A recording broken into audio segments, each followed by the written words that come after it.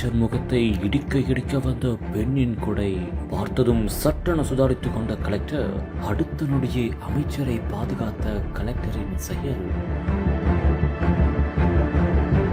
சென்னை ஆவடி நகராட்சிக்குட்பட்ட அண்ணனூர் ஜோதி நகர் பகுதியில் திட்வா புயல் காரணமாக கனமழையால் வெள்ள நீர் சூழ்ந்துள்ளது. இதனால் உடனடியாக அமைச்சர் KN நேரு, நாசர் மற்றும் திருவள்ளூர் மாவட்ட ஆட்சியர் பிரதாப் ஆகியோர் ஆய்வு செய்ய அங்கு சென்றுள்ளனர். அப்போது ஒரு பெண்ணின் குடை அமைச்சர் நாசரின் முகத்தின் அருகே இடிக்க வந்துள்ளது. அதை பார்த்த மாவட்ட ஆட்சியர் பிரதாப் உடனடியாக சட்டென சுதாரித்துக் கொண்டு அந்த குடையை பத்திரமாக வாங்கி அங்கிருந்து எடுத்துச் சென்றார்.